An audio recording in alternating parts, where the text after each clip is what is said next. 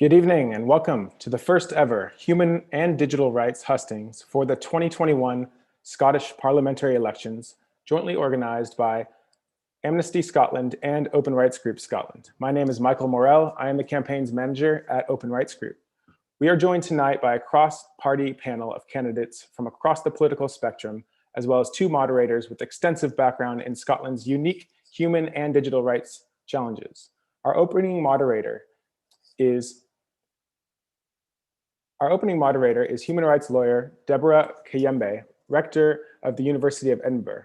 Deborah has served as a board member on the Scottish Refugee Council, represented refugee minorities as well as part of the Royal Society of Edinburgh and Young Academy of Scotland, and is an expert lawyer to the RSE Working Group for Africa. She founded the charity Full Options and launched the Freedom Walk campaign, which is a movement promoting social reforms, racial justice, and community harmony.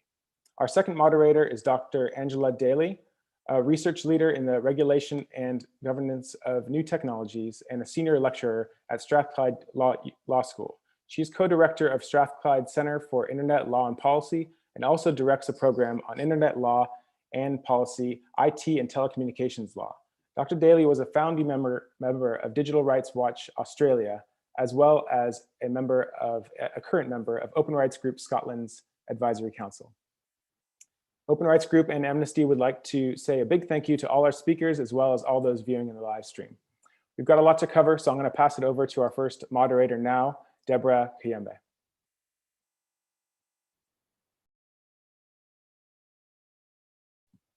Thank you, Mike, for this moment, and welcome to everyone in this evening. And while I would like to introduce Amnesty International, it has an office in Scotland since 1991 and will mark its 30th anniversary this year.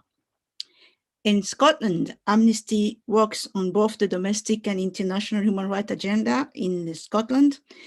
In the run-up of the next month's elections, Amnesty in Scotland has advocated for strengthening of human rights law through the incorporation of international rights treaties to the maximum extent possible within the devolution settlement, and centering the human rights defender in this next Scottish Government external affairs work. As you are all aware, this morning, The Guardian published an article about Amnesty International findings around white privilege within the organization.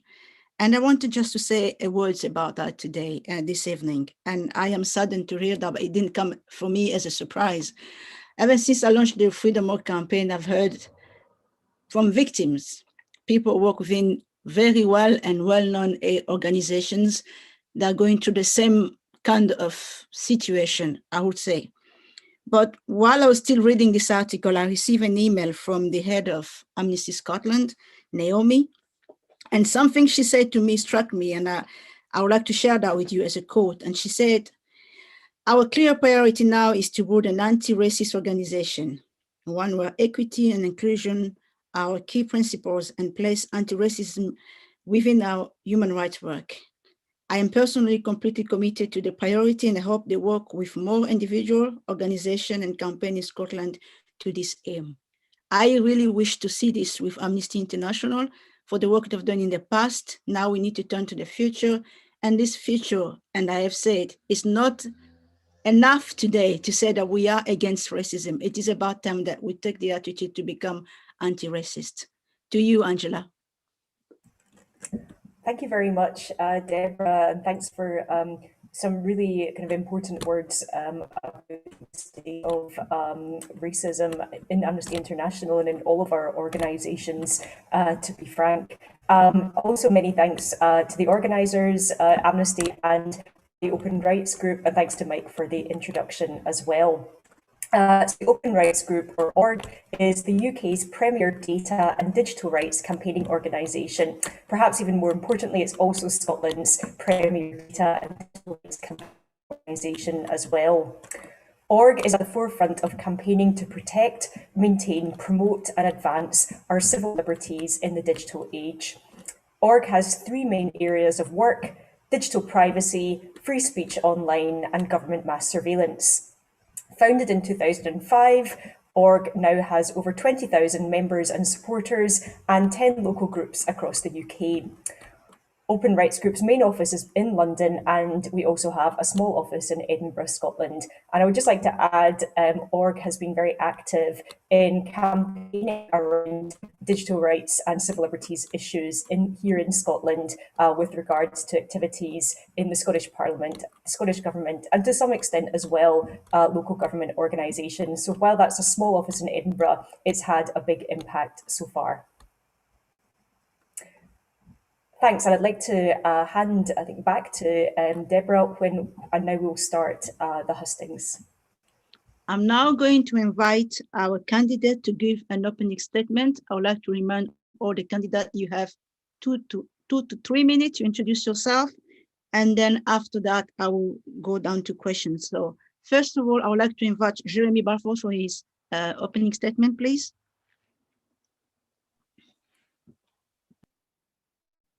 Good evening, ladies and gentlemen, and thank you very much for inviting me to the event this evening. My internet is not absolutely brilliant at the moment, so I will stop my video if that's okay, so that we can get a better reception. Human rights are key to how we live.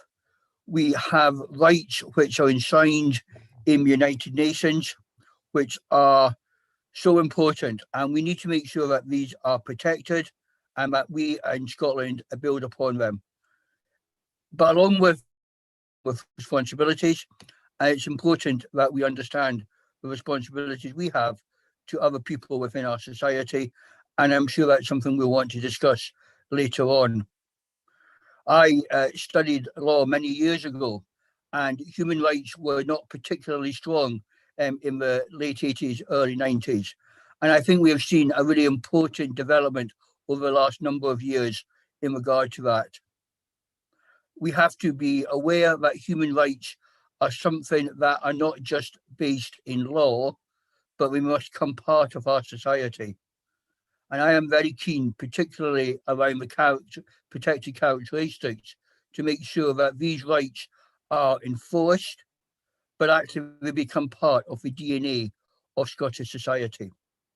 We can only do that if there is political will behind that, and I hope that there will be consensus on many of the topics that we talk about tonight, because if we're going to take this forward, we need to do it together as a parliament and as Scottish people together. Thank you very much. My next guest to call is Fraser Graham. Hi there, my name is Fraser Graham. I'm the Scottish Liberal Democrat candidate for Edinburgh Pentlands and also on the Lothians list. Now, we live in a gloriously diverse world. We are all stronger because of it. And all the evidence is that societies and economies are stronger when every person can contribute and we work to eliminate discrimination. That means there should be equal opportunity for everyone, no matter what we look like, who we are, or where we come from. The Scottish Liberal Democrats have always spoken out for human rights and in support of democracy and the rule of law. We don't shy away from calling out or challenging the powerful, be they domestic figures, US presidents, or the Chinese governments breaching the rights of the people of Hong Kong and the Uyghur Muslims. As we put recovery first, we will put human rights first. We've proposed a commission with cross-party backing to prevent violence against women and girls. We will bring human rights standards into Scottish law whenever we can, incorporating the International Covenant on Economic, Social and Cultural Rights, the Convention on the Elimination of All Forms of Discrimination Against Women, the Convention on the Elimination of All Forms of Racial Discrimination, and the Convention on the Rights of Persons with Disabilities. We're also really concerned about vaccine passports. We feel they're grossly unfair to the millions who have not been vaccinated yet, and to all those who have been advised not to take the vaccine. It's a massive step for the state to insist that people be vaccinated before accessing everyday services. It could be an ID card by the back door. This absolutely must not go ahead until the people have had a chance to say in these elections. The best way to keep our country safe is to suppress the spread of the virus and vaccinate almost everyone. As a party, we've also shown that we can be relied upon to stand up for civil liberties. Scottish Liberal Democrats have a positive record that shows we are the champions of human rights in the Scottish Parliament. We campaigned for years for the age of criminal responsibility to rise in line with international best practice. It took the SNP government over a decade to raise the age from 8 to 12 to meet the UN international minimum. And by the time they did, the UN had actually raised that minimum again to 14. So there's some progress, but Scotland is still below the UN approved level. Elsewhere in justice, we've won the stronger presumption against counterproductive short-term prison sentences. We have exposed delays in fatal accident inquiries taking up to a decade.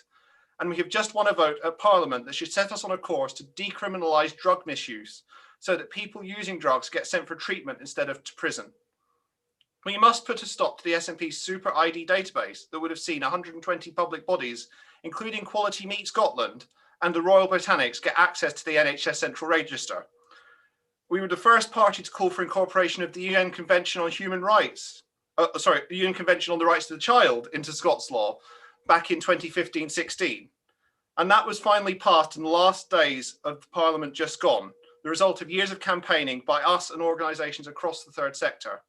And finally, the Scottish Liberal Democrats believe that trans rights are human rights and will fully support reform of the Gender Recognition Act to include for self-definition and the recognition of non-binary identities. Thank you. James Kelly.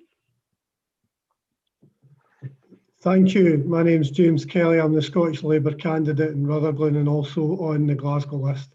Can I thank Amnesty for organising the event this evening and for all that you do in the promotion of human rights.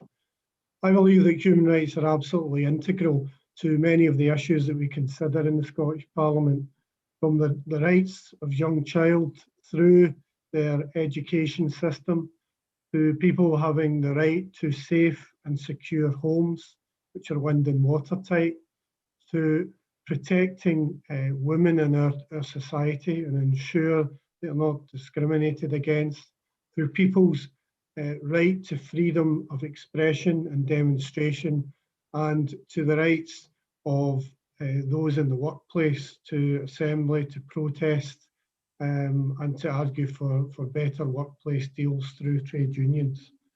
Scottish Labour believe that what's needed is a strong set of policies going forward to strengthen the human rights framework, particularly making the public sector equality duty working better and ensuring that by the introduction of school plans that every child is catered for.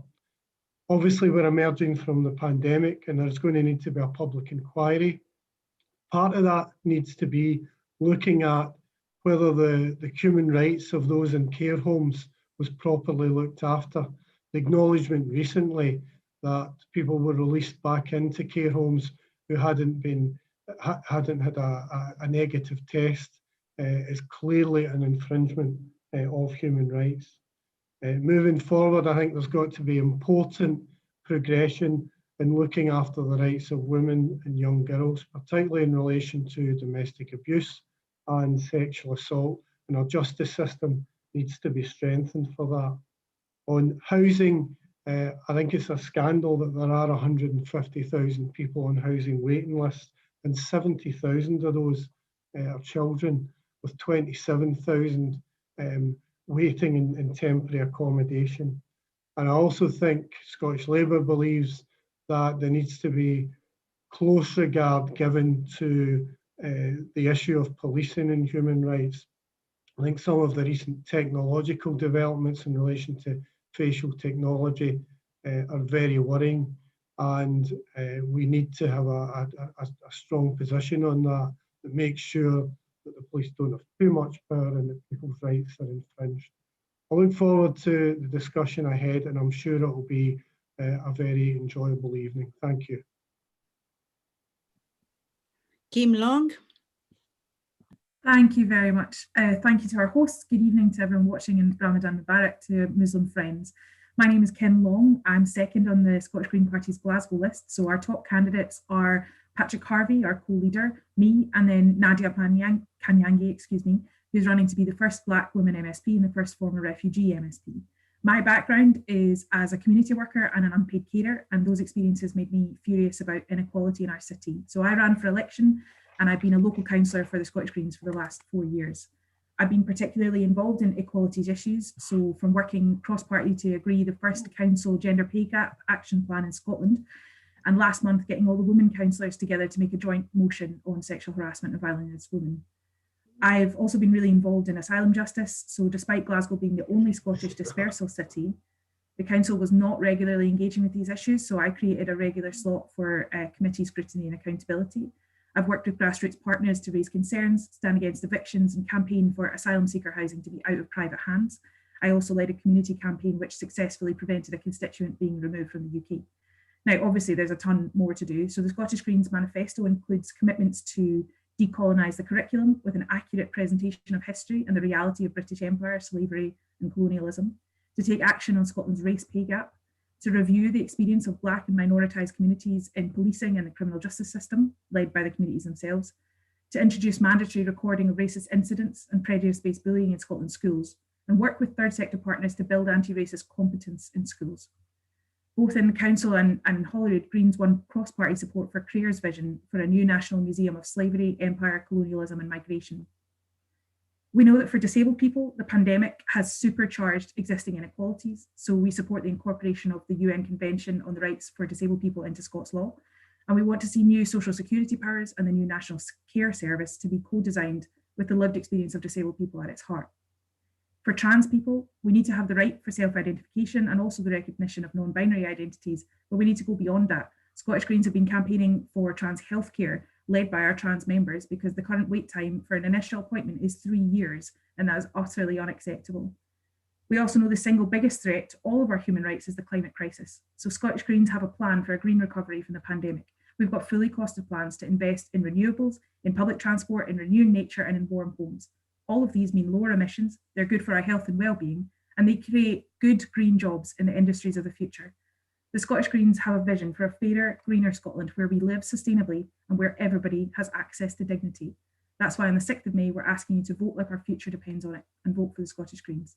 Thank you. Shirley-Anne Somerville. Thank you very much and good evening, and thank you for the invite to be able to come along to this hustings today on such an important issue. It's been one of my privileges in the last Parliament to serve as the Cabinet Secretary for Social Security, but my responsibilities also included equalities and human rights, and therefore I'm particularly pleased to be able to get the chance to come along and speak to you all tonight. One of the first priorities we will have to face as a Parliament and indeed as a country as we move forward is of course moving out of the pandemic and ensuring that we hold a full public inquiry into the pandemic, and that's something which Nicola Sturgeon has committed to do beginning before the end of this year. And it's important as part of that, and in fact, and central to that is, of course, equalities and human rights. So that judge-led public inquiry, ensuring that we're looking at all aspects of what's happened within the pandemic, both here in Scotland, but I hope another inquiry at a UK level as well, because there is important lessons for all parts of government and for society to learn as we go through in that. One of the most important aspects as we do that is absolutely to listen to and respond to those who have been most affected by the pandemic, to ensure that we're working with people that have been most affected as we deliver the remit and what will work for this public inquiry to have the confidence that people require within it. And that also takes me on to another important point, though, that I think goes well beyond a public inquiry into COVID, and that's the importance of ensuring as we move forward as a government that we use the experience of people to make sure that we are developing the best possible policies. We've seen good examples, I think, that within government, within social security, but we absolutely need to do more of that and actually build policies with people rather than for people. But one of the biggest privileges I had in the last Parliament was to co-chair the Human Rights Task Force along with Professor Alan Miller. And as we went through under the COVID pandemic, the real sharp focus was brought once again onto the importance of human rights like it has, I think, never before. The work that was going on within government was unprecedented, and we knew those decisions about some of the policies we were putting in place were unprecedented, and that really does bring into importance the focus on human rights. So I was absolutely delighted that the task force recommended and the government accepted that we should move forward with a human rights framework bill that will take on not just CEDAW, but also ICESCR, CERD and CRPD as well. We're also going further on issues to do with the environment, on issues to do with older people, on access to justice and on rights for the LGBTI community. And the fact that we have managed to get that level of consensus within stakeholders about how we will take things forward is, I hope, a sign of the consensus that we want to see in the Scottish Parliament as we move forward with this framework bill. I also think it's an important example of how Scotland can not just lead in a domestic setting, but actually can be a forerunner on an international setting about what can be done to ensure incorporation into domestic law of different treaties. And we have a proud record with what we have done so far within Scotland, but we can go so much further, and certainly the SNP is determined to do that. One of the other aspects I'm also determined to do is ensure that we protect the final bill, one of the final bills that we looked at, which is now the UNCRC Act protecting the rights of children. We're seeing an attempt by the UK government to take the Scottish government to court over this, which I think is deeply disappointing, and we are absolutely determined to ensure that we defend that act and defend the rights of children, as we will do as we move forward with the framework bill. There's so much more that we need to do on housing, on the right for food, and those, of course, will be included in that framework bill as well. But obviously moving forward, in particular, with 100,000 affordable homes to ensure that that right of a right for a home is accessible to people as soon as possible. So those are some of the top priorities for the SNP if we have the fortune of being elected to become the next government. Thank you. Now, I will remind everyone, we have 2 to 3 minutes to answer our questions. And now I have some questions to ask to each one of you, and we're going to go for the same order we started from the beginning. And the question is this: what is your view on the importance of Human Rights Act as a tool to protect and fulfill the right as Scotland continues its journey through the pandemic into recovery? And is now the time to further strengthen legal protection for human rights in Scotland by incorporating UN treaties? We start with Jeremy Balfour, please. Yeah, thank you very much. I mean, I think if I can just pick up a point Shirley-Anne made at the end there in regard to the UK challenge. I think it has to be very clear what that challenge is about. The Dean of Faculty has made it very clear that it's a legal point, not a political point. The UK government was clear with the Scottish government that they felt there was one particular amendment that required changing so that the Act was then legally enforceable. And unfortunately, that wasn't accepted by the Scottish government when it was debated in the Parliament just a few weeks ago. So the UK government, the Scottish Conservatives, are committed to human rights and committed to making sure that these rights are enshrined where it is right within law. But it has to be done in a way that is legally correct. And so, but I go back to a point I think I made earlier as well, that yes, it is important that these rights are found in law, but we need to see them also part of our culture as well. And I think that's a bigger challenge for us in Scotland, because we are very good at passing laws.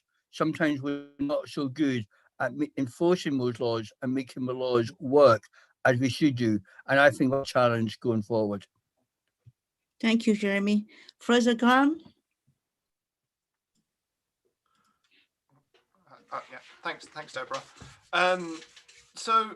Scottish Liberal Democrats are committed to preserving the human rights and protections of minority rights as set out within the Scotland Act 1998 and the Human Rights Act. And we are campaigning to defend the Human Rights Act. It protects your right to privacy and fair trial, bans torture, slavery and forced labour, and ensures we all have freedom of expression and religion. It's a fundamentally good and liberal piece of legislation that has protected the rights of us all, which is why it's frustrating that the Tories, with the help of hard-right politicians like Nigel Farage, have repeatedly threatened to repeal it. As a party, we also want to bring the human rights standards into Scottish law wherever we can. And as I said in my opening statement, we want to incorporate the International Covenant on Economic, Social and Cultural Rights, the Convention on the Elimination of All Forms of Discrimination Against Women, the Convention on the Elimination of All Forms of Racial Discrimination, and the Convention on the Rights of Persons with Disabilities. Now, we were the first party to call for the incorporation of the UN Convention on the Rights of the Child into law, into Scots law back in 2015-16, and we were glad to see the passing of the bill. And, you know, we kind of share Shirley's annoyance that the bill is now being held up by legalese in the UK Supreme Court, and hope that that could be resolved and actually get that enshrined in law. And I mean, I do agree with Jeremy in some way that there is a need to ensure that as well as passing law, we also work on the culture of the UK as a whole, not just Scotland, but the UK as a whole. You know, there are issues within the UK. You know, there is still structural institutional racism at play within the UK as a whole. As a member of the LGBT community, I've been subject to a homophobic attack in the past. And, you know, I know many who have been subject to homophobic and transphobic attacks, both online and in person. And the only way we tackle these is by working to change the culture and educate people. And I'd welcome any moves from any party to work on, you know, improving culture and education. And just to pick up on, I think was what Kim said in her opening statement, the calls for having more education about the culture of the UK, about our history of colonialism, that's important. And I totally agree with that as well. Yeah, thanks. Thank you, Fraser. James Kelly. Thank you. The Human Rights Act was an important step forward in providing vital protections for people in relation to human rights. And Scottish Labour totally opposes any attempts by the Tories to undermine that legislation or undermine the protections within it. I think there are three specific things that the next Parliament can do to strengthen the work that is within the Human Rights Act. First of all, in relation to the public inquiry on COVID, I think there are going to be key conclusions coming out of that, which will require additional legislation with human rights protections. I mentioned in my opening statement the issues around care homes, and Scottish Labour have also raised issues about whether students' human rights were properly protected when they were sent into overcrowded properties at the height of the pandemic. The second point I would make is I think we need to review all the laws to see that they're fit for purpose and whether there's any additional human rights protections that needed to be added. But I think linked to that, we need to be looking at the Scottish Parliament budget, how we actually spend our money, and whether that money is properly spent in areas where there are human rights protections. So I think we need to look at that and make sure that that's correct. Finally, in relation to the treaties, we should incorporate the treaties where that is correct and strengthens human rights law. And as other speakers have mentioned, the UN Charter of Rights for the Child was the correct decision there, and any attempt to undermine that with the Tory government should be resisted. So overall, the approach should be in the next Parliament not only to strengthen the provisions of the Human Rights Act as they apply within the devolved settlement, but to look at our current laws and also our budgetary spend to see where we can make improvements, which will give people further protections. Thank you, James. Kim Long? Thank you. Yeah, so Scottish Greens support the incorporation of the UN treaties into Scots law. I think this is quite an exciting time for Scotland. we look forward to working with other parties to see it progress and make sure it's as good as it could be. And again, I think Jane's point is well made in terms of looking at what's going to come out of the inquiry there. I think on the point on, is now the time to strengthen legal protection? Yes, and that's crucial for two reasons. So first of all, in terms of the pandemic, we know that the pandemic has exposed the crevasse of inequality in our society, and it has then deepened those inequalities. So for disabled people who had their social care packages stopped, or who are reliant on the kind of services that are not running at the moment, and there's going to be this massive backlog of people that need to be seen. For BME people who've obviously been more affected by COVID, as well as structural racism, for women who've been forced into taking more caring responsibilities. So it's absolutely crucial that in the next term of Parliament, we spend a lot of time and energy working on each of these issues and also how they intersect. But the other reason that this is really important, that Scotland takes a very strong stance in terms of human rights, is that human rights are under attack. So on one hand, you have Brexit, you have a whole new category of people who are going to be at risk of having no recourse to public funds. So we already know that there's a lot of people, especially in Glasgow, who are currently in RPF, and that's a real concern. But we know just generally, we've got attacks on the travellers, we have attacks on trans people, we have the proposed UK immigration plans that are utterly horrifying. We have the bill to restrict protests. We have the Sewell report that said that institutional racism was not a thing. Like the normalisation of far right speech and policy and practice, it's really clear. So as that grows, and it grows in confidence, we need to be just as active, just as vigilant, just as tenacious in response. Scotland has a chance to take a divergent course here, but it's going to take continued persistence. And yes, it's not just about the laws, but how we put them into practice and make them real for people as well. Thank you very much, Kim. And Shirley-Anne Somerville? Thanks. It is absolutely, as I said in my opening remarks, the time to look at incorporation of the UN treaties as far as we can under the devolved settlement, because there are, of course, aspects of those that are to do with reserved policies that it wouldn't be in the competence of the Scottish Parliament to do. And one of the reasons why Scotland absolutely has to take the lead on these issues is when we see, for example, the UK government undertaking a review of the Human Rights Act.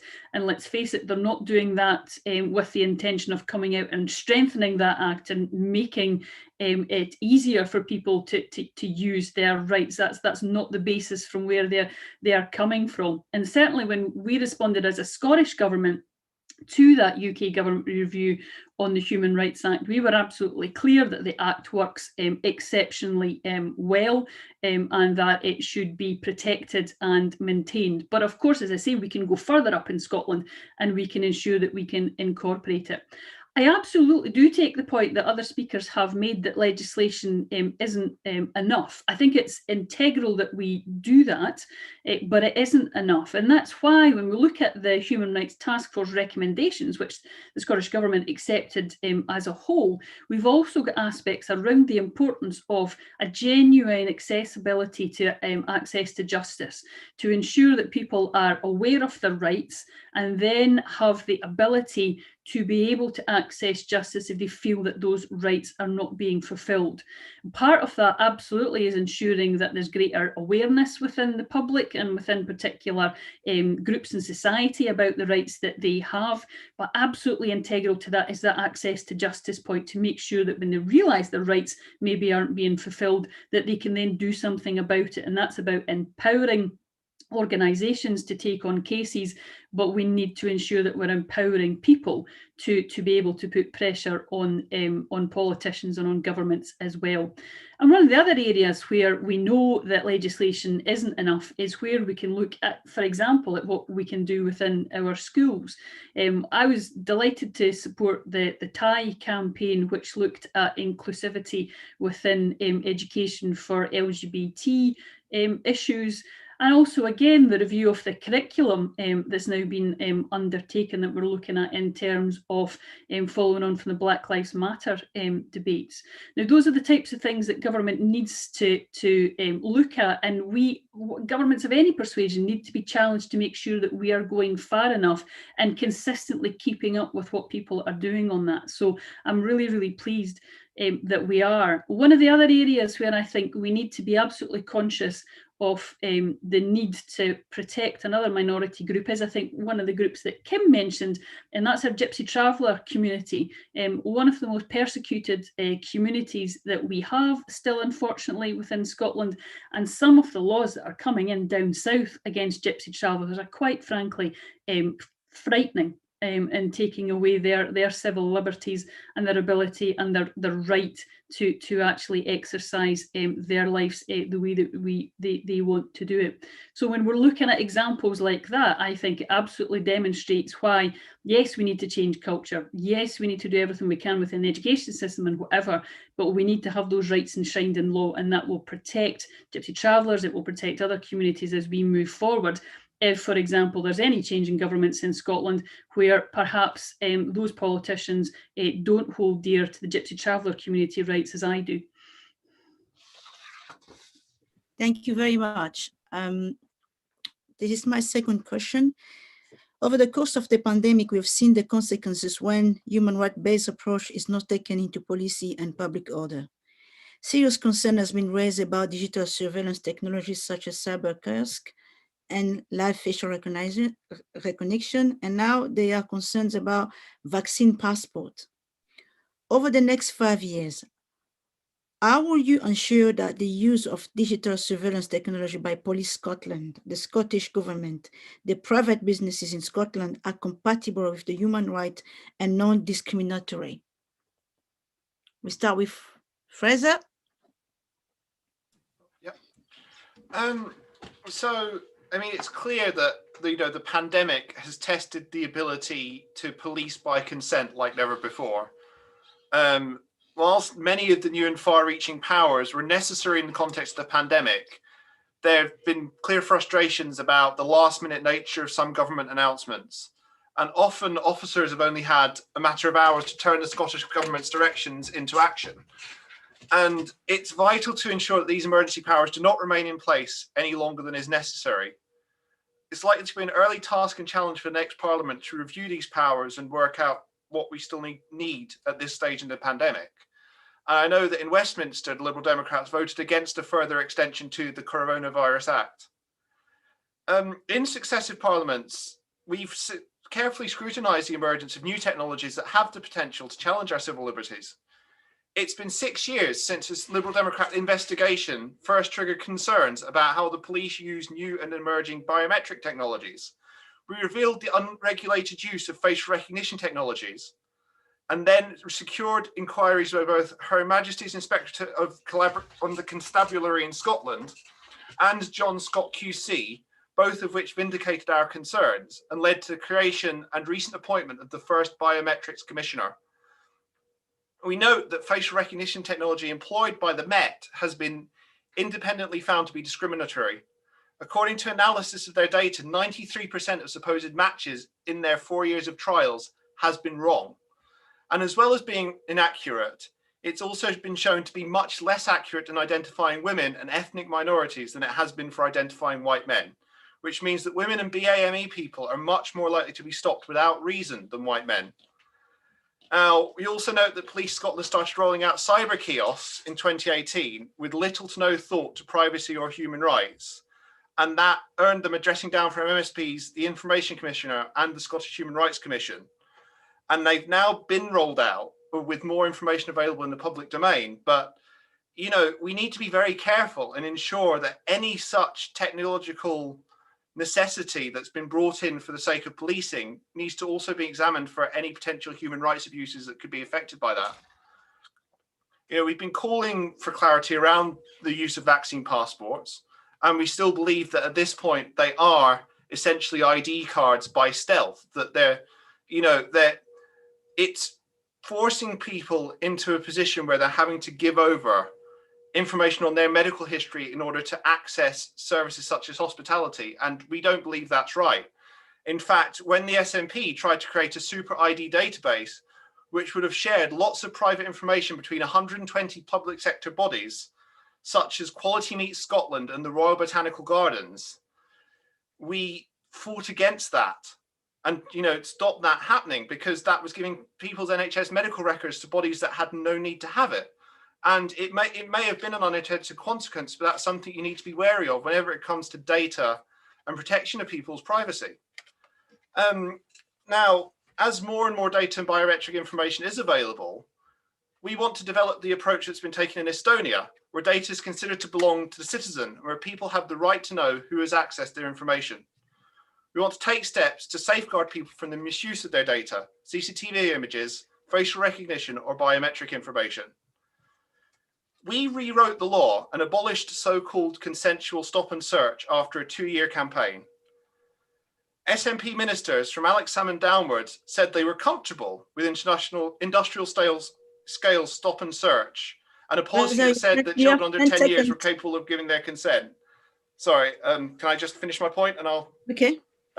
So we put a stop to that, and, you know, now there's a respectable and proportionate system in place, and that's what we want to do. We want to continue fighting for your rights and ensure that you're protected when it comes to policing and use of your data.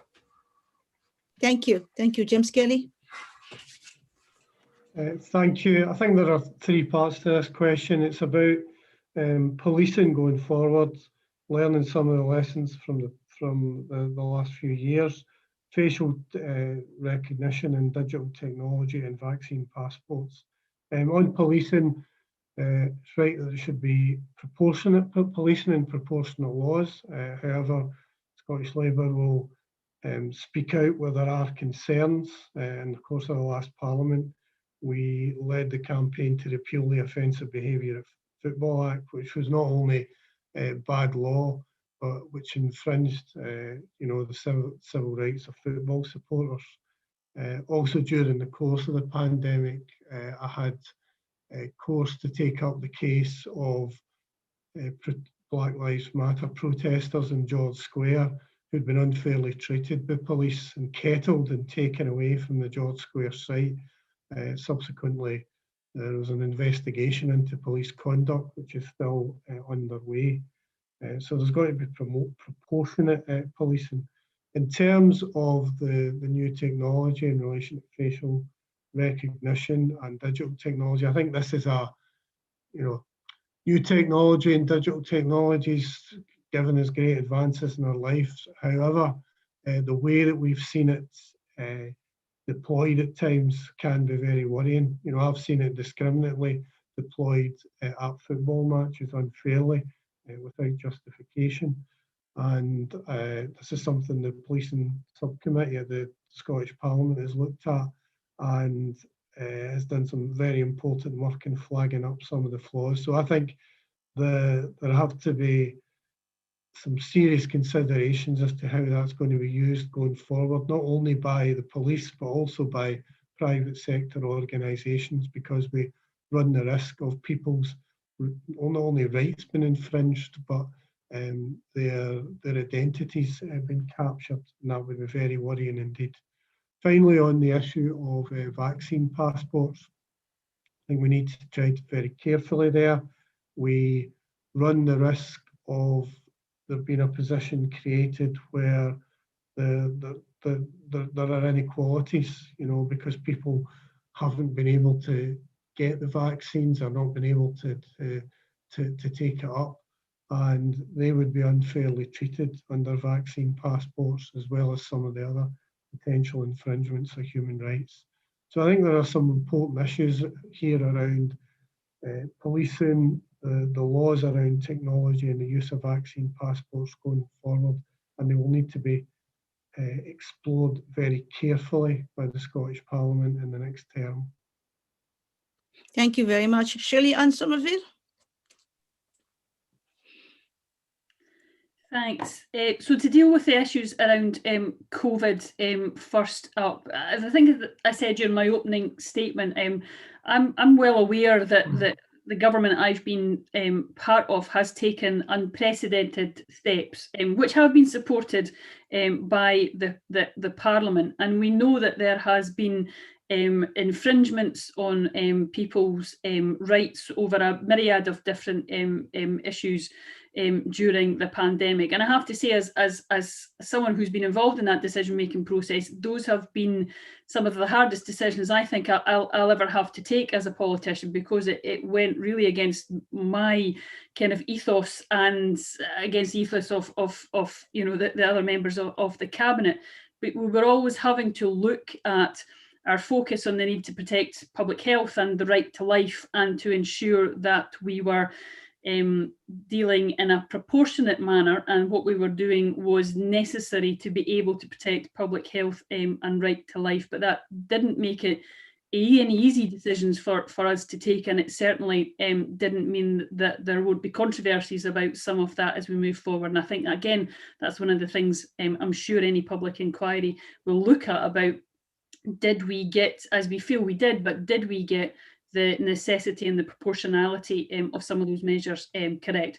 Now, of course, the government can't keep any of those powers in place for any longer than is necessary, and we absolutely check that all the time. Moving on to the issues around digital technologies and around digital surveillance, there have been quite understandable concerns around this area over the past years, and that's exactly why Humza Yousaf, the Justice Secretary in the previous SNP government, formulated this independent advisory group that going forward will look at all the legal and the ethical issues around all of these emerging technologies.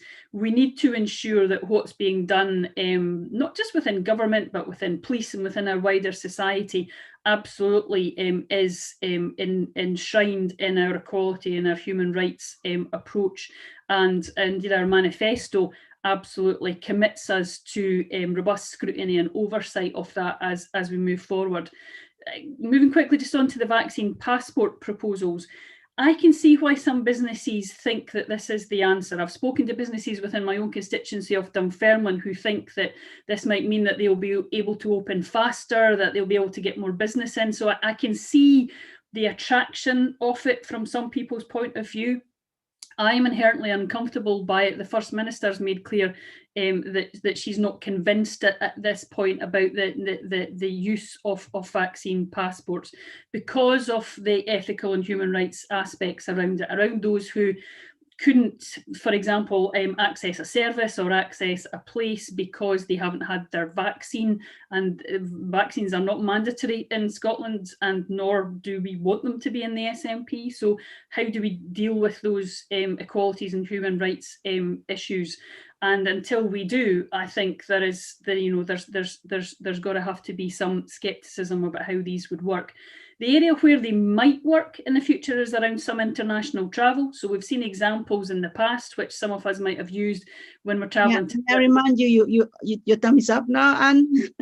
Okay. Right, okay, around certain countries. So there might be an aspect around international travel. That's slightly less controversial, I think, but in the domestic setting, I do have reservations around that we would need to be further tested, and absolutely do that with stakeholders to make sure that they have their voice heard in this really controversial issue.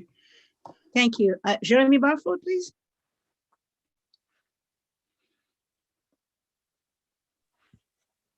Apologies, I was just unmuting myself there.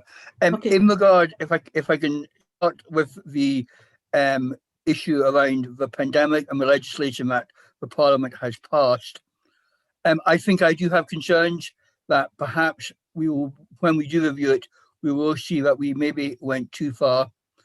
We saw already that the legislation was challenged in regard to the right to go to the synagogue or to go to the mosque or to go to a church. And the court said that we went too far in regard to that. As a Parliament, that Scottish Government legislation was breaking people's right to worship. And I wonder if there will be other challenges as well. I think we also do have to review this very carefully once the new Parliament is up and running. And when we come to September, I would expect and hope that most of the legislation will not be required going forward. We always have to be very careful in regard to our human rights. The reason the Conservative group in this Parliament voted against the hate crime was because, in our view, it infringed on individual human rights, particularly within the household, and particularly around the issue of free speech and being able to have that. And all legislation, I think, has to be checked carefully around that. Going on to passports, I think I'm actually in agreement with other speakers. I personally do have concerns about some kind of passport if you've had the vaccine for the reasons given by others. I do also agree with Shirley-Anne, but I think on international travel, there may well be more argument for that. Clearly, policing has to be done with consent. It has to take the public with you. Technology can and has radically changed the way that crimes are investigated, and some of that has been very good, but it also has to be balanced around the whole issue of human rights and making sure that individuals are not having their rights overrun by that. And I think it will be a debate that we will have going forward over the next few years, and that balance between absolutely wanting to find and bring to justice those who have committed crimes, but at the same time making sure that civil liberties are not taken away. Kim Long. Thank you. Yeah, so on the pandemic, briefly, yeah, as I said before, I think we need to see what the inquiry brings up. You know, there's definite concerns around care homes, around disabled people, and certainly there were reports, you know, of disproportionately disabled people being asked to consent to do not resuscitate orders, etc. So, and there were kind of existing issues with social care. So we see about that, but we'll need to keep a very close eye on that. In terms of surveillance, yeah, I mean, the Greens would oppose mass surveillance, you know, whether that's by the state or by private corporations. Any surveillance of the population needs to be a proportionate response to a specific issue. So, for example, you know, I think it's quite a knee-jerk reaction, and this is because I'm a local councillor, but I think local communities can have a really a reaction that there's something happens and the response is we need more CCTV. And actually it's like, well, no, do you need actually well-funded community work, well-funded youth work, for example? We also need to have democratic oversight over any and all surveillance. So Green MSP John Finney has been a leading voice in the Parliament on this and against the use of facial recognition technology by Police Scotland. You know, John Finney said that it's clear that this technology was no fit state to be rolled out or indeed to assist the police with their work, and that the facial recognition technology as it is throws up too many false positives, and it does contain inherent biases that are known to be discriminatory, as we've heard earlier. And we've also led scrutiny of the rollout of cyber kiosks, and we need to review the use of these. They're really quite concerning that they were rolled out without adequate checks being done in terms of equalities impact, security impact, etc. Patrick Harvey, MSP, has also had some success over the years at pressing for kind of open document formats and opposing the use of citizen databases. So not just the ID cards bill, but the use of citizen entitlement cards and the NHS register. And I think it's worth noting that during IndieRef, however long ago that was, it feels like a long time ago, but there was a Green briefing and kind of document for discussion on digital rights, and none of the other parties did that. So I think it's fair to say that the Greens have really led on this area. And just briefly on the kind of vaccine passports, well, that's been asked. Yeah, our position that we would be really wary on this. Really concerned that it's discriminatory against young workers in particular, and obviously there's some people who for various reasons cannot get a vaccine. So we need to be making sure that we learn from what's happened already. We need to be really, really cautious, and we can't have a two-tier recovery in which some people by age, you know, it's absolutely reasonable that the vaccines have been done by age because the science showed that, but you can't then say that, okay, well, that means that young people just, you know, don't get access to services for the future indefinitely. Thanks. Thank you very much, Kim. I'm now going to pass to Angela, who's going to take the Q&A question from the public and ask to the candidate. Angela, over to you.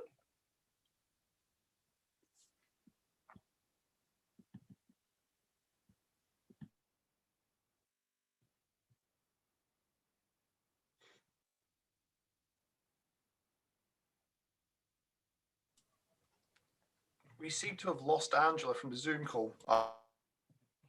She's here. Angela, it is over to you now. Thank you very much. Just inappropriate hiccup with internet as it passes to me. So thanks very much to the candidates. I think that last question kind of segs quite nicely into the digital rights part of this evening. We've already started it with that previous question. So first question from me now relates to online hate speech. So as we know, that's been a very hot topic, both here in Scotland, across the UK and internationally. Also kind of legislative developments in the Scottish Parliament with regards to hate speech as well. Can I ask the candidates, what will your party do to address the worst forms of online behaviour while still safeguarding the right to freedom of expression? And can I ask Jeremy that first? Thank you for the question.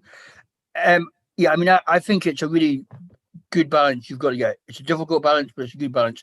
Clearly, freedom of speech is really important to be able to express what you want, but it must be done in a way that doesn't bring about hate and bring about comments which are inappropriate. And as somebody who has a disability, from time to time on Twitter, people will pick up on that and will make comments about my disability or say things which are inappropriate. Now, I am personally big enough to take that, but it's not right and it's not correct. And that should be true for all the different characteristics protected. I think we need to see the companies, Facebook, Twitter, others step up to the mark here. I've been really impressed to see what's happened with the football clubs down in England and some of the football players down in England around the whole issue of racism, where they're saying, well, we'll just simply come off these social medias unless we do something. And ultimately, I think that will have the biggest effect. If people, unlike me, who have thousands, if not millions of followers, actually do something very proactive, then that will be what will trigger Facebook and Twitter. And so I think these companies do need to step up, and we do need to do more. And we do need to make sure that people can absolutely debate issues. You know, I love debating issues. My four other colleagues here and I will agree on some things, but we'll disagree on lots of things. I hope we can do that in a way that respects each other, that we listen to each other. And I don't think social media should be any different from that. And so I think that's what we need to strive for. And I think we need the companies that run these, to step up and do more in regard to that.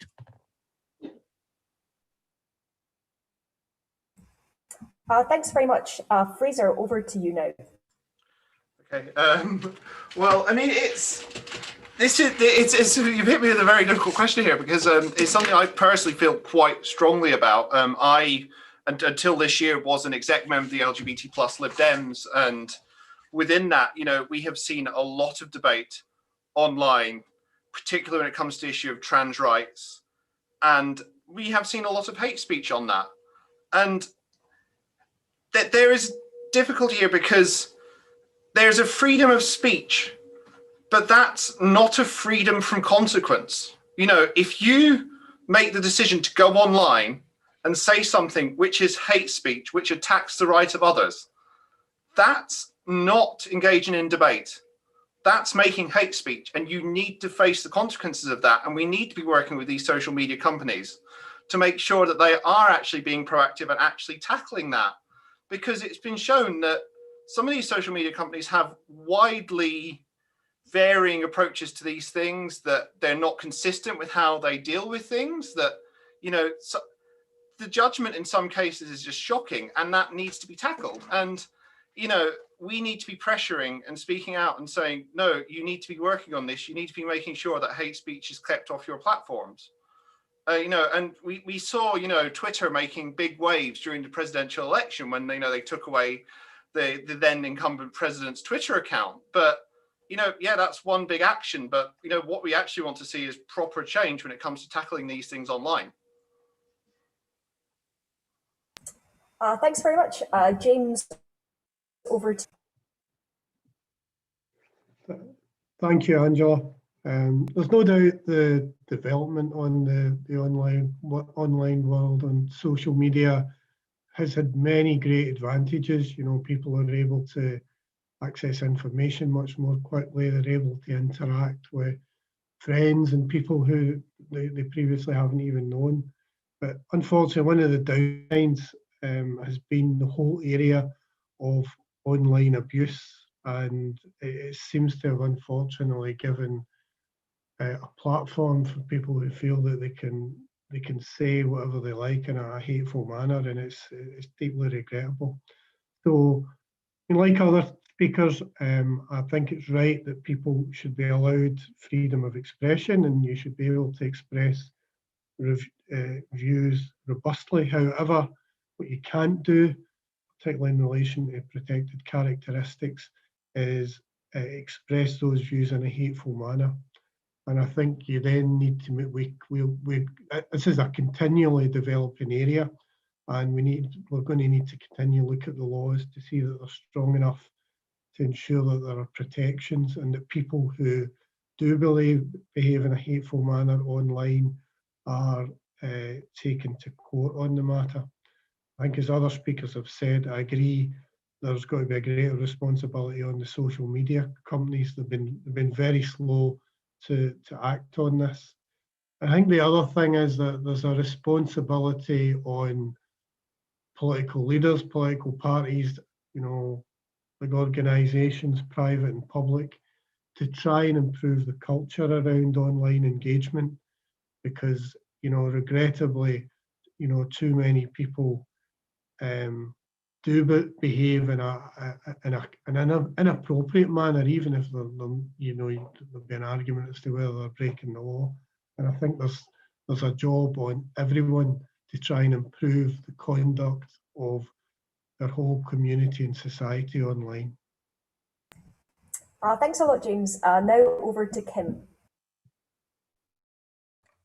Thanks. Thanks for the question. I think, yeah, as others have highlighted, this has got a lot of complexity to it. Online hate speech is having a real impact, and I think it will be clear in decades to come that this was a real, you know, we can see it already, the impact of, in terms of women not feeling comfortable to stand for elected office. I'm sure that will be replicated in minority communities and disabled people. So this isn't this sort of academic thing. It really does have an impact. I think it has an impact on safety as well. So some of it's about accountability for the kind of big corporations, which, as we know, is not simple. Some of it is on political parties to, there's a whole manner of things here. So first of all, like in terms of leadership, not behaving in inappropriate ways online. Now, most politicians are not stupid enough to say something that would maybe say down the pub, but they would put on the internet. But it doesn't take away that they have a responsibility. So if you've got a Facebook page that's yours with your name on it, and someone is coming on and posting abusive things, then I think that's your responsibility to monitor that page and to remove things that are hate speech about other people, or even if they're not technically hate speech, but if they're an abusive comment about one of your colleagues. I don't care if you politically agree with that colleague or not. You shouldn't be letting someone say that about someone else. It's a basic level of human decency, and I find it really upsetting. I've seen this fairly often in Glasgow City Council. There's a level of tribalism that seems to make people behave in ways that we wouldn't find appropriate in any other workplace. And this seems to be an excuse to be really horrible about people that we politically disagree with. So I think we've all got responsibility. All political leaders, political parties have a responsibility to tell the truth on the internet. We've got a responsibility to behave with respect towards other politicians. Doesn't matter if we agree with them or not. I think there's something about this that the kind of increasing like personality politics about, and I don't know, I think this is complicated, and I understand that, but I think the SNP's choice to be so much about the campaign slogan of "I'm with Nicola," and I do wonder what that's done in terms of allowing people to feel like they can treat the First Minister as on a kind of first name basis. I don't know about that. I don't know what that means in terms of women's safety generally. Like, that's a trend that I'm seeing again. Kim, sorry, I'm going to have to cut you off there. Do you want to finish up that point, or are you done? Oh, thanks, sorry. I should have said also that the Scottish Greens have in our manifesto looking at disinformation, to have an independent office to look at this and to teach about it in schools as well, and to teach critical thinking. Sorry about that. Okay, thanks very much. Thanks very much. And finally, Shirley-Anne, please. Yeah, I genuinely, with the greatest respect, don't get the point that Kim's trying to make about Nicola there. We run campaigns with Nicola on it because when we speak to people in the streets, they call her by her first name. That's I don't think the fact that we have a female First Minister who people call by their first name is the reason why we have difficult decisions on difficult abuse online. And I think one of the examples of that is actually the level of abuse that Nicola gets on her personal Twitter, which she does herself. If she thought she could sort that by changing it to Ms. Sturgeon, I'm sure she would do it. So I think we can do better than that. I'm not quite sure where that was going. I do think there's an issue though around online abuse, absolutely, whether that's politicians or whether it's members of the public. The fact that we somehow as a society genuinely think, or certainly a small minority of people think they can get away with saying things online in the privacy of their own homes that they would never say to people on a street or face to face is disturbing. And there's a role for all of us, absolutely, to tackle that. There is absolutely a role for the service providers and the site administrators and platforms to look at that. I thought the point about absolutely that was made around Trump was a fantastic example, actually, from Fraser about that was sheer tokenism. Twitter took a stand on one man and leaves thousands of other tweets and pieces of abuse up day in, day out against whether it's celebrities or members of the public. So, you need to do a wee bit more when you're an organisation that has the responsibility of that than just banning one man. I think we need to look at what we can do within the Scottish Parliament to assist on that. I'm genuinely really disappointed that the Scottish Conservatives would want to repeal the Hate Crime Act that's just went through. I think that does give a level of protection against hate crime while absolutely still ensuring that there's a freedom of expression and a freedom to protest. Because you have to bear in mind that the stirring up hatred offences, people can still have controversial challenging, their views can even still be offensive to people, as long as it's not done in a threatening or abusive way that is intended to stir up hatred. So that's a high bar that we have, and indeed some may argue that that's why we have so few hate crimes recorded. One of the reasons is because the bar has been high in the past and remains high. So the Hate Crime Act is really important, but I think as a society, we've got an issue with that, and absolutely all politicians, whether they're in government or not, have a role to play in the demeanour that we play and the types of debates that we have. And hopefully, as you've seen tonight, we've all disagreed on some parts, we've been consensual in other parts, but it's been done in a respectful way. And I think that's how politics should be done, needs to be done. And that's the only way that we can maybe encourage more women to get into politics, more... I'm going to have to cut you off just there, but I think we got that. So thanks very much. And thanks very much to everyone for their responses to that. So next question from me is one relating to government transparency about the activities of public sector agencies. And I think this has become a really important topic as we see lots of controversies around procurement and tendering on behalf of the UK government. but also issues around the Scottish Government and freedom of information, particularly during the early part of the pandemic. So the question to candidates is, what are you going to do to improve government transparency in Scotland, freedom of information and access to public data? So starting again, please, with Jeremy. Sorry, thank you. Yeah, I mean, I think clearly we want transparency within our politics and we want transparency within our government. And it does frustrate me, but even as a former MSP, to often get information, I would have to put in freedom of information, whether that was to Scottish Government or whether that was to local authorities. And I do think we still have a culture within the civil service, within some of the government agencies, that, you know, we just don't give that information unless we're really forced to do it. And I think there needs to be a change in regard to that. I think there needs to be much more transparency so that people can see how the decisions are made and where they are going. Before I came into the Scottish Parliament, I was a local councillor in Edinburgh for 10 years. And one of, again, the great frustrations as a opposition leader in the council was I was often told by council officers, I can't tell you that because it's commercially sensitive. And that, e.g., we don't trust you with that information. And that's a cultural thing that we need to challenge and needs to be changed.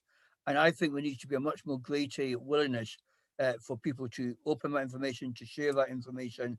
And, you know, we see that in all areas. When I was growing up, it was very difficult to get your medical records, to get the information that doctors were saying about you. Now that has changed, and that's changed because of pressure from people within the public.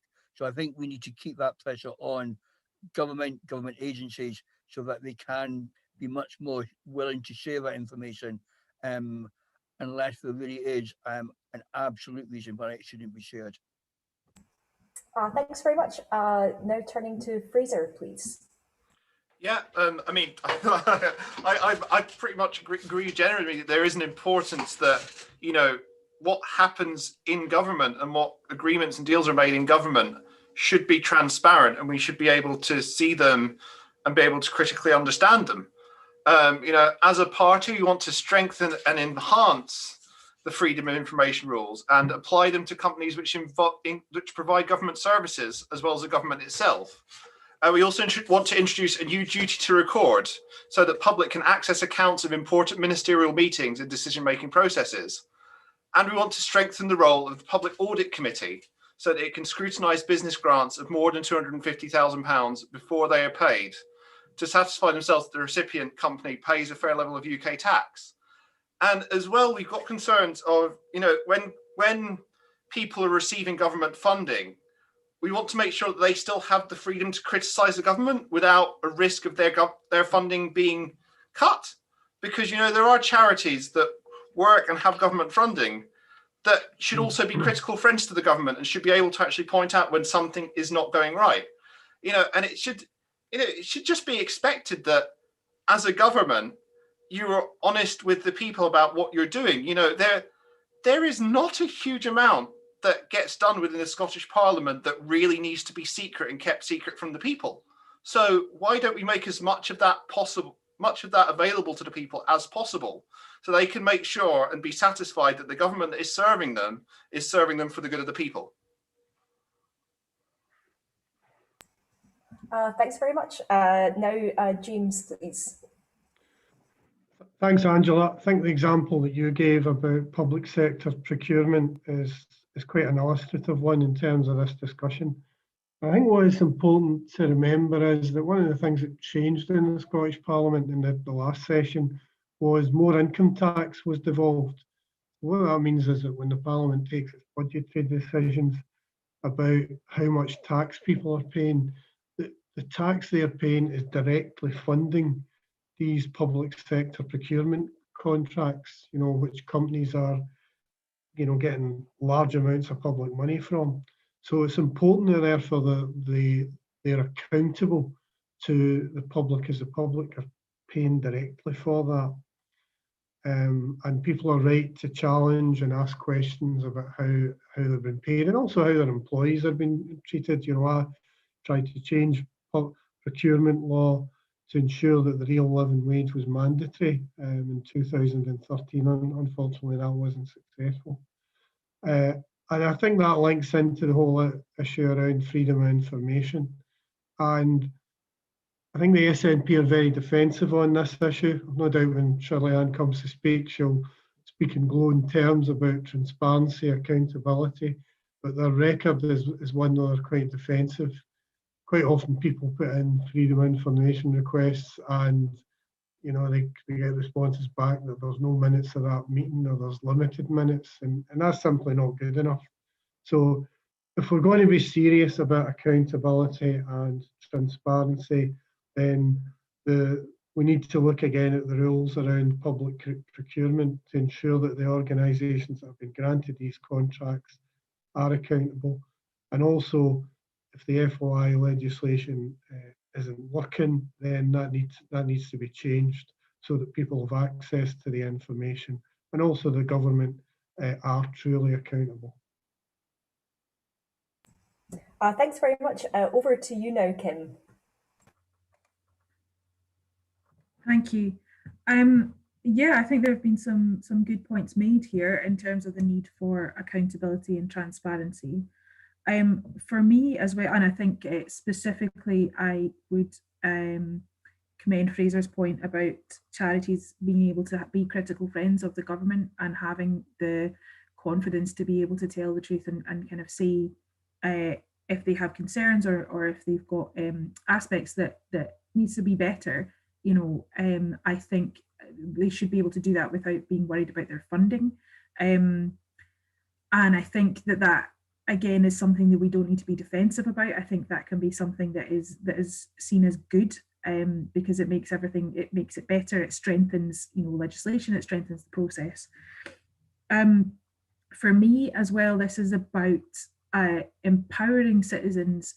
So it's not just about for political opposition to be able to see what's going on, although that is obviously incredibly important, but it's also about how citizens can be involved in decisions that are made and what empowerment actually means.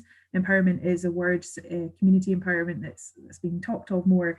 That if we want to see genuine community empowerment, that needs to be accessible to people. You know, thinking about budget processes, and especially, obviously I'm coming from this as a local councillor, but you know, the day that we take the budget decisions, which is the most important decision in the whole year, people don't know what's happening, people don't know what's going on, they have very, very limited ability to get involved in those incredibly important decisions, and quite often it's only after something happens that then, you know, 6 months later, then people are kicking up a fuss about it, and you know, rightly so. But that's not a way, that's a very reactive, very unhelpful way. You know, if we actually want to make things better, we need to be able to work with communities and make sure that people have a way to get involved in decisions as they're being made, and that's about transparency, and it's about accessibility as well.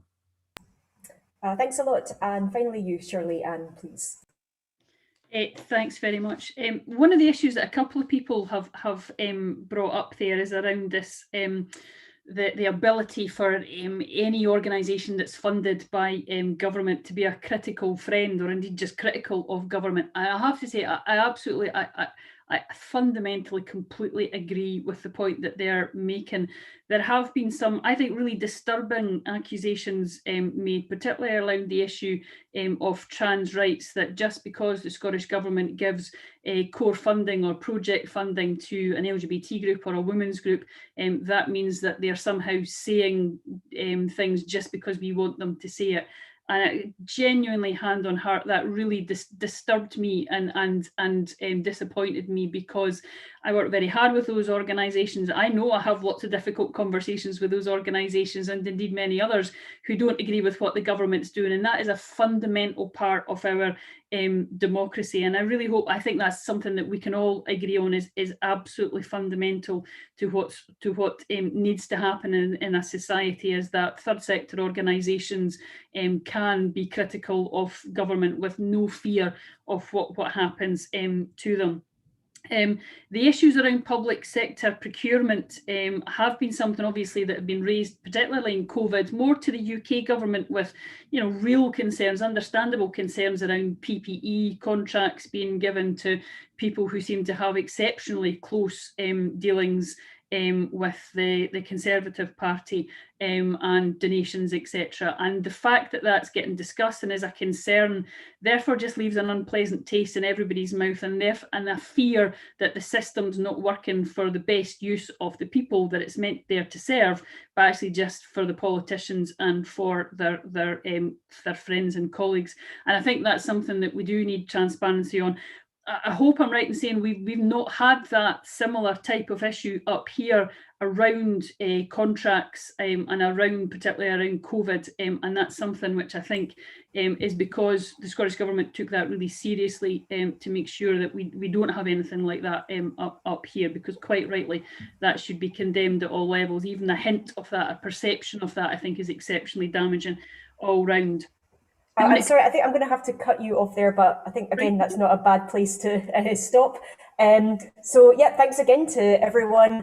We have time for the last question, and I'm going to ask the candidates to be very brief, like maximum one each. We're going to finish up on time, and finishing on time is obviously very important for everyone, especially the Zoom meetings can be quite exhausting for all of us. So really the final question is, how will you, on your parties, ensure that people's privacy, particularly in communications, is protected, and also ensure that governments don't reverse the protections on privacy that we have and other digital freedoms? And I think particularly in the Scottish case, and given the powers of the Parliament and the government, really how are you going to ensure this vis-a-vis public agencies in Scotland and in particular the police? Yeah, very quick responses to what I know is quite a big question, but starting with Jeremy first. Yeah, I mean, just to say thank you again for tonight and for organising it. I think it's about public body holding information. I actually think we have laws in place which are good. These laws just have to now be enforced. So I don't see a radical change required in regard to legislation, but I think it's a monitoring, and I think it is making sure that these laws are followed through by public agencies, including the police. And I think it is the right to then take those challenges to court if appropriate. Great, thank you very much. Over to you now, Fraser, please. Yeah, so I mean, as I sort of said in one of my earlier answers, I mean, as a party, we want to develop the approach taken in Estonia, where data is considered to belong to the citizen, and where people have the right to know not just what information is held, but who's actually accessed to information. And I think that's really important when it comes to privacy, not just online, but in the physical realm. When you're when you're getting recorded on CCTV, it's about ensuring that people have the right to know who's been trying to access what they've been doing, and why that person's accessing it, so that they have the opportunity to challenge that where it's not right. Because everybody should be able to feel safe being online, going out and about, meeting your friends, making communications without a risk of some arbitrary rule allowing someone to look at whatever they're doing when there is actually no need. So having that protection is really important. Time up. Thanks very much, Fraser. Now over to James, please. Okay, thanks, and thanks for organising the event, which has been really constructive and well organised. This whole issue of data is one I think that's going to continue to grow and come under scrutiny, particularly around privacy. Two points I would make from a Scottish Labour perspective is the importance of post-legislative scrutiny. So if there are breaches in terms of data, what we need to do is we need to review the Scottish Parliament legislation to see if any of the legislation needs to be changed to ensure that people have got protections going forward. And the second point I'd make is that the Scottish Parliament committees have got a key role here. We've heard throughout the evening the important role of the Scottish Parliament Policing Committee in relation to data and privacy breaches, and I think that can continue to be the case. Thanks very much. Also very timely or on time. Now over to you, Kim, for a quick response to this, please. Thank you. Yeah, I mean, as I've already said, Green MSPs have been really leading the case on this work. So with John Finney, MSP, on the use of technology with the police on raising concerns around the rollout of cyber kiosks. And as I said, we need to review their use. And Patrick Harvey has been leading on looking at open document formats and opposing the use of citizen databases. So with that's ID cards bill, also citizen entitlement cards. So I think the commitment I can give that Green MSPs, whoever is elected, will continue to be really strong on this front. We'll continue to make sure that there are proportionate and sensible protections in place for protecting people's human and digital rights. Thank you very much for organising this evening. Thanks a lot. And last but certainly not least, Shirley-Anne, please. Thanks very much. As has been said, I think a number of times throughout this evening in different formats, you know, data is such a critical issue. People's privacy is such a critical issue in relation to that, and they will only continue to grow in importance. And I think that's why it is absolutely integral that whoever is elected and becomes the Scottish Government, or whoever is elected and becomes some of the critical friends within the Parliament in the opposition, we need to all ensure that this is one of our main priorities as we go through that protection of freedoms, whether it's with public agencies or indeed with private companies, is something that's important. Access to justice is part of that. But I would actually, in a degree of consensus, to finish off, agree with James Kelly that the role of the Scottish Parliament committees can be integral to this as well. And that's a part of the Scottish Parliament, which has maybe had a bit of a tough time in the last session, but I think they can come back for all the stronger for that, because they do have a really critical role to play in ensuring that they're holding government to account and public agencies to account. And they've done that very well in the past in certain events.